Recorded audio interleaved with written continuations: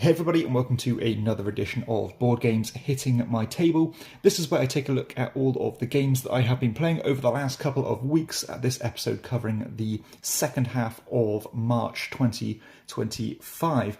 Now, before I get started on the games, I want to give a shout out to the show's sponsor, keyender.co.uk, who are my go-to online retailer, and if you use the link in the show notes or the QR code, then you can get 5% off your first order. But let's start with the heavy hitter of the bunch.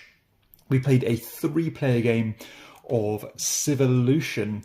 Now, I would probably say the sweet spot for Civolution is 2 players because it is a rather long game and there isn't a lot of interaction.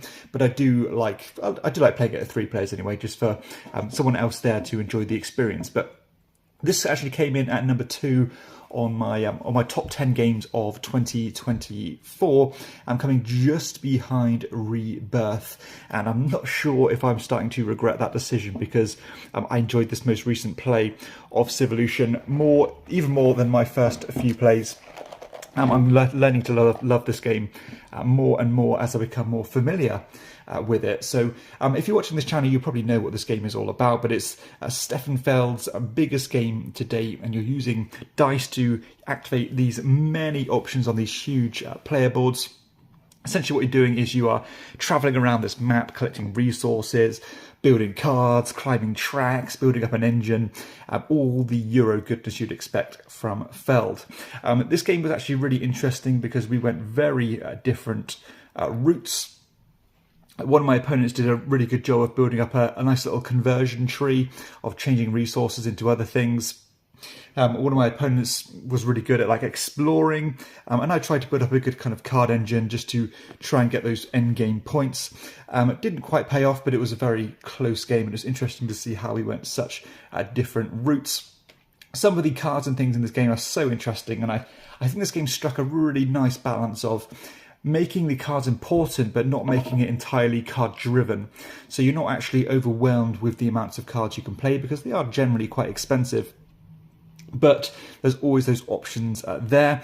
I think where I went wrong in this game was that in this game you do really need to capitalize on the end of round objectives and the events. I didn't quite do a good job of that, especially when it comes to the double point scoring, when it comes to the tracks, and some of those I just didn't quite have the engine or capability to climb it. But still, love this one. We played it in about 3 hours, which I think is a good spot really to reteach and get a massive interactive game or involved game played.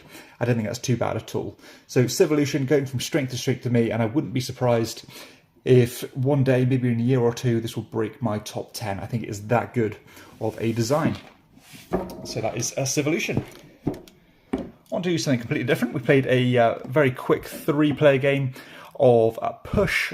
Push has really taken a back seat to Rapido in my collection for my go-to push your luck game, but it was really nice to get this one back. This one uses a coloretto system where you are playing cards in 3 columns, trying not to duplicate the same number or the same colour. If you do, you go bust, and you could lose some cards because every time you go bust or have to take one of these dice cards, you have to roll this die here, and if you roll a certain colour, you'll lose all the colours that you've taken of that type unless you've banked it and secured it for endgame scoring. It's a really good one, very kind of mass appeal, and I'd highly recommend Push. And this most recent game was hilarious because 2 of my opponents had a huge score advantage over me, and on the last turn they both ended up rolling the dreaded black die, and they lost all of their cards, so I pretty much won by default. So that was very funny.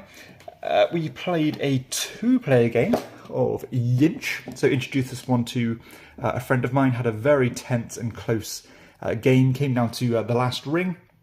This is a fascinating abstract game where you're trying to convert these little pucks into 5 of a row in your colour, and by moving these little rings around and flipping them to the opposite side. Very thin key, lots of blocking. I know, I think the level of play was quite low, but we enjoyed it nonetheless. So that is Yinch. Nice to teach that to somebody. Back to the Euros then. I played a 2-player game of Newton. So Newton, I've actually have I think all of the expansion material to this game.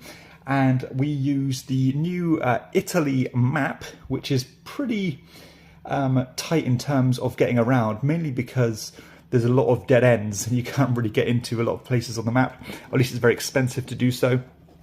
And the other new feature we played with was the one of the new science boards, which I must admit we didn't really make that much use of, but there's a nice little twist on the new map.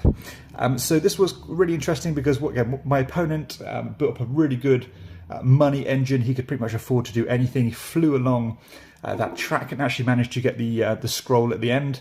And I really did focus on building up my bookshelf, because if you're not familiar with Newton, the scoring system is actually really interesting because it's not like a swingy game. It's a game where you're trying to build up an engine of your points generation by filling up these shelves and creating ticking points to generate your points.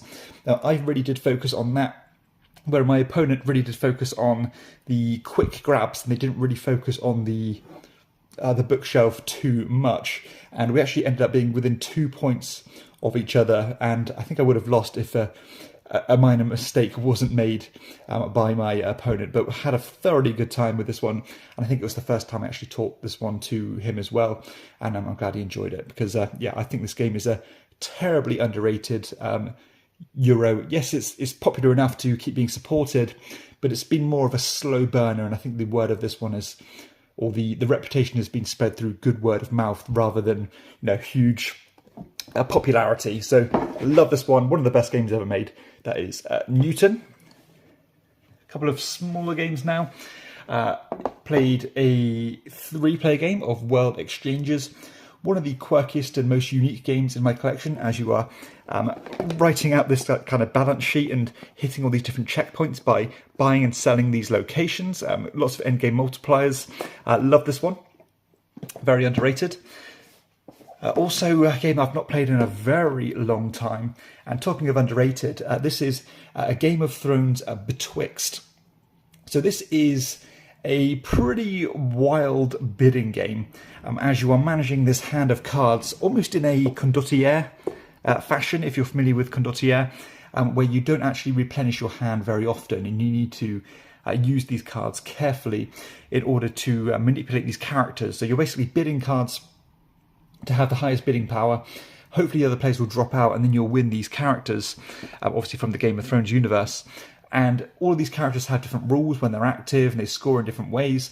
But the main way the game scores is through the between two cities mechanism, where you will gain the characters and put them between you and an opponent. So you have like two councils. You want between your left player and between your right player, and your lowest of the two will be your final score. And there's some really cool swings, some good kind of guile and manipulation needed, as you'd expect with a Game of Thrones game, and it's actually really good. And despite being, again, having a lot of take that features and some nastiness and some unpredictability, it just works, and it seems to have really hit the nail on the head, in my opinion. And each time I play this one, I'm thinking this will probably be the last time I play it, but I enjoy it that much more. And I really did enjoy this most recent play. That is Game of Thrones Betwixt. You can probably get this one for dirt cheap, and I'd highly recommend you do if you're remotely interested in Game of Thrones or games like Condottiere. And the final physical game I have here to talk about is Flat Iron.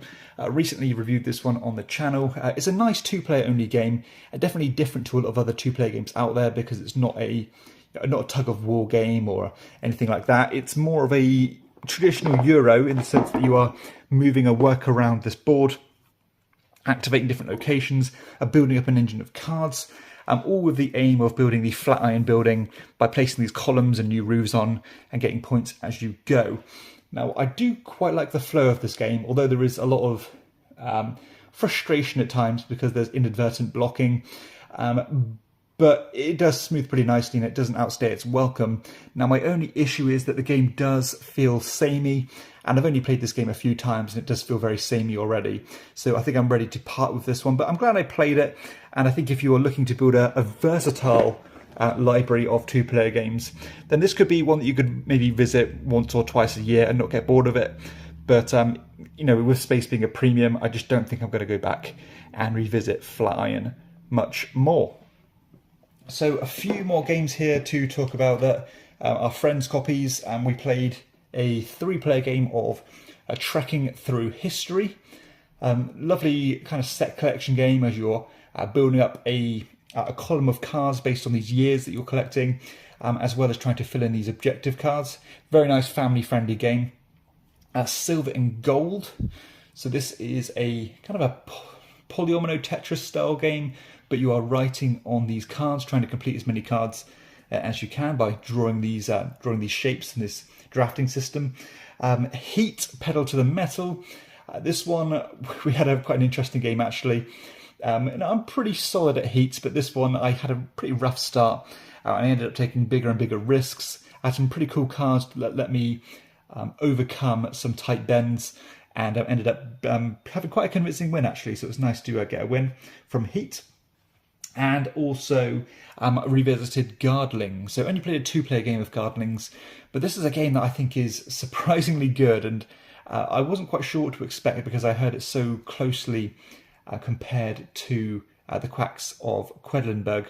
And I have to say, I think this one's as good. It's certainly easier to set up and play. Basically, you're drawing tiles from a bag, trying not to go bust, but when you place these tiles, they're like domino shapes, and you're trying to link up these gems, get currency to try and race to a certain points value, getting better tokens along the way. It's really fun, and I think it's going to be a slow burner that a lot of players can enjoy, especially if you like those family weight games with very little fuss. You know, Quacks really does hit that nice mark where loads of people can enjoy it, but there's so much content out there now, and it's a little bit more fiddly than what Guardlings is. So nice to play that one, and I actually requested to play that one. So that is Guardlings, and that's it really. That's all of the games that I have played. Again, nice range there, nice fillers up to those big epic Euros like a Civolution and Newton, and even some abstracts as well. So hopefully you've enjoyed the video. If you have, please be sure to hit like and subscribe to the channel, and check out my other content too. But for everybody else, I'll see you next time on Chairman of the Board. Bye bye.